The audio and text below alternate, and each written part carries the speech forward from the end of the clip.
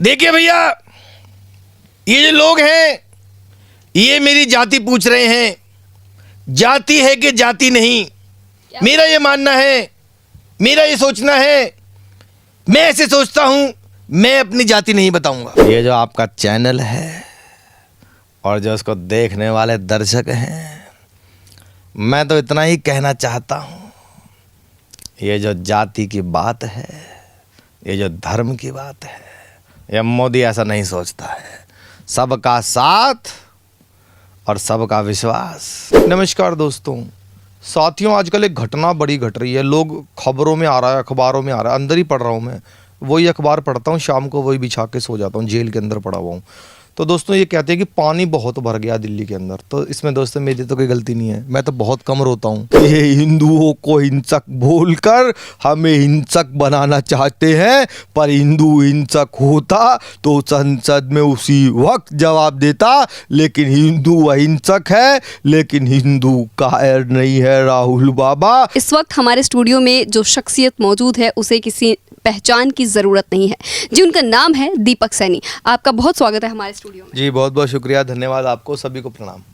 जो हमेशा सबको हंसाने का काम करते हैं, लोगों के चेहरे पे आजकल स्माइल लेके आना बहुत बड़ी बात है, क्योंकि आजकल दौड़ती भागती दुनिया में ज़्यादातर हम देखते हैं ज़्यादातर लोग बहुत दुखी होते हैं, बहुत परेशान होते हैं, और 10 मिनट अगर वो सोशल मीडिया पे गुजारते हैं तो कहीं ना कहीं वो थोड़े खुश नज़र आते हैं। और आजकल सोशल मीडिया के दौर में आज दीपक सैनी जी एक अहम किरदार निभाते हैं, जहाँ पे लोगों को हंसाते हैं और अपनी कॉमेडी से लोगों को जोड़ते भी हैं।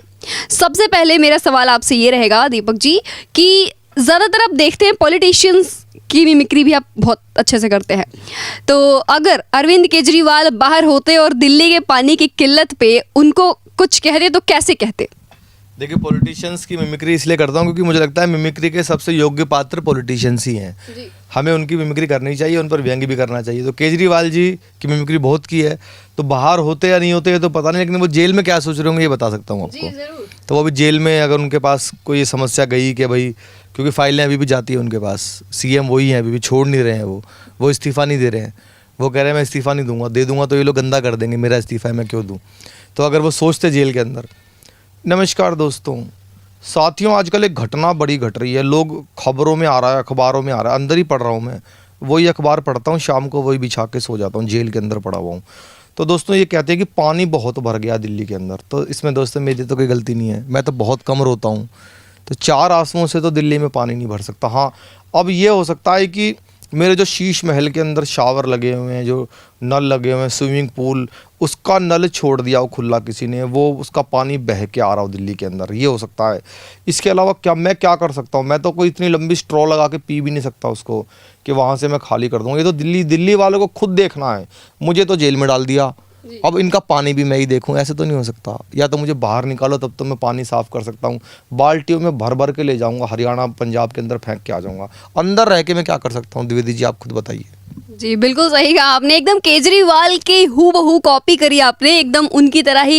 उनका थॉट प्रोसेस ये होगा कि नहीं होगा ये तो नहीं पता, लेकिन एक लाजवाब कॉमेडी निकल के आया है उनके शब्दों में, उनके लहजे में, और ये बहुत बेहतरीन लगा। केजरीवाल सोचते कि नहीं सोचते ये नहीं पता, लेकिन हाँ ऐसे ही कुछ सोचते, जैसा बहुत बढ़िया किया आपने दीपक जी। अभी संसद में रिसेंटली का मुद्दा है, राहुल गांधी की जाति पूछ ली गई, जिस पे राहुल गांधी भड़क गए। अब राहुल गांधी उस पर क्या जवाब देते? देखिए, अगर राहुल गांधी जी होते यहाँ पे तो वो आपसे पूछते। देखिए भैया, ये जो लोग हैं ये मेरी जाति पूछ रहे हैं। जाति है कि जाति नहीं, मेरा ये मानना है, मेरा ये सोचना है। मैं ऐसे सोचता हूं, मैं अपनी जाति नहीं बताऊंगा। नेहा जी मैं नहीं बताऊंगा, बिल्कुल नहीं बताऊंगा। क्यों नहीं बताऊंगा पूछिए? क्यों नहीं बताएंगे? अगर मैंने अपनी जाति बताई तो मेरा काम बढ़ जाएगा, फिर ये लोग मेरा धर्म पूछेंगे, ये बड़ा मुश्किल है। इसके लिए बहुत समय लगेगा। जब हमारी सरकार आएगी तब मैं आपको बता पाऊंगा मेरा धर्म क्या है। फाइलें आएंगी, इटली से फाइल आएगी, जम्मू कश्मीर से आएगी, उत्तर प्रदेश से आएगी, प्लस होगा माइनस होगा, इसमें से प्लस किया माइनस किया, घटाया बढ़ाया, गुणा भाग करके इज इक्वल टू मेरा धर्म। लंबा प्रोसेस है। आप मेरी सरकार लाइए, खटाखट अपनी जाति धर्म दोनों बता दूंगा भैया। उससे पहले पॉसिबल नहीं है। सबकी पता होनी चाहिए, एक आदमी की नहीं पता होगी तो फर्क नहीं पड़ता। जातिगत जनगणना होनी चाहिए, मेरी नहीं, जनता की होनी चाहिए। मैं जनता नहीं हूं, मैं जनता नहीं हूं, जनता की होनी चाहिए भैया, खत्म, टाटा। जैसा आपने देखा राहुल गांधी की मिमिक्री इन्होंने हूबहू की। इसके पहले आपने केजरीवाल की सुनी थी। राहुल गांधी की मिमिक्री बहुत कम लोग होते हैं जो कर पाते हैं, लेकिन यहाँ पे सिर्फ मिमिक्री नहीं की इन्होंने, उनके बॉडी लैंग्वेज को भी दिखाया कि किस तरह से 2 मिनट 3 मिनट या फिर 10 सेकंड 20 सेकंड का पॉज लेके राहुल गांधी कभी भी अपने भाषण में जब भी बोलते हैं वो पॉज ले लेके बोलते हैं। यानी कि शब्दों की कमी है कहीं ना कहीं राहुल गांधी के पास। इनके मिमिक्री से ये देखने को मिला। इन्होंने राहुल गांधी की मिमिक्री बहुत अच्छे से की, जिस तरह उनके जाति पे सवाल उठ गया था और जातिगत जनगणना के समर्थन में हमेशा राहुल गांधी रहते हैं। लेकिन अभी जब उनसे जाति पूछी गई तो कहीं ना कहीं उनको ये कटाक्ष लगा और वो बरस पड़े। अब यहाँ पे बात ये आती है कि प्रधानमंत्री नरेंद्र मोदी की आवाज़ में कुछ बोल के सुनाइए अपने मन से। देखिए, ये जो आपका चैनल है और जो उसको देखने वाले दर्शक हैं, मैं तो इतना ही कहना चाहता हूँ, ये जो जाति की बात है, ये जो धर्म की बात है, ये मोदी ऐसा नहीं सोचता है। सबका साथ और सबका विश्वास, इसको साथ लेकर के चलना है। और आपके चैनल पर, साथ में बैठे हुए पैनल पर, मैं इतना ही कहना चाहता हूँ कि आपका चैनल इसी तरह बढ़ता रहे और आप देशभक्ति की भावना को बढ़ाते रहें। बहुत बहुत धन्यवाद। अच्छा, संसद में बहुत पहले एक मुद्दा उठा था जिसमें राहुल गांधी ने कहा था कि हिंदू हिंसक होता है। अगर राहुल गांधी यहाँ पे होते तो क्या कुछ कह पाते यहाँ पे? देखिए, इसका जवाब तो संसद में फिर अमित शाह जी देते हैं। जी। राहुल गांधी तो बोल चुके हैं हिंदू हिंसक होता है।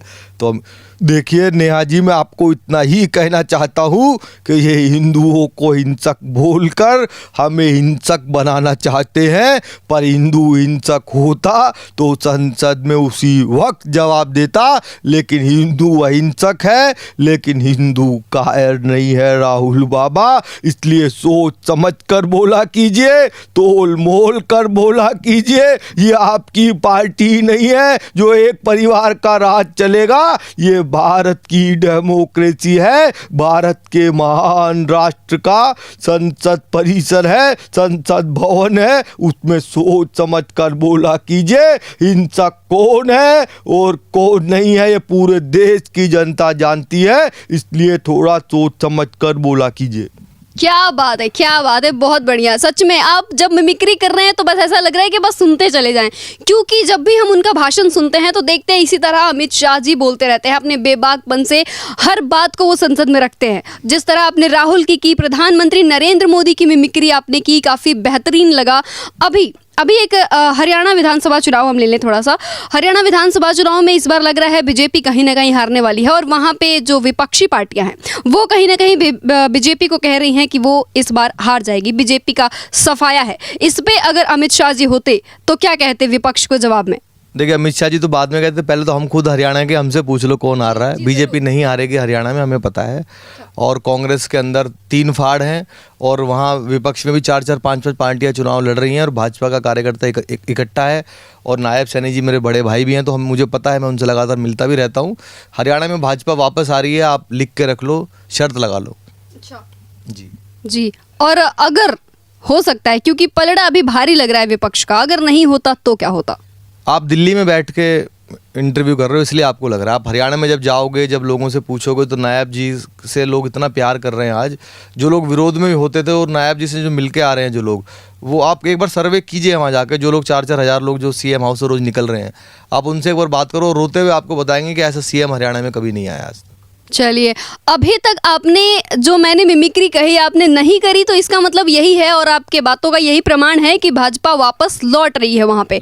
आपने मिमिक्री नहीं की, इसका मतलब है कि बीजेपी एक बार फिर वहाँ पे अपना कब्जा जमाने वाली है।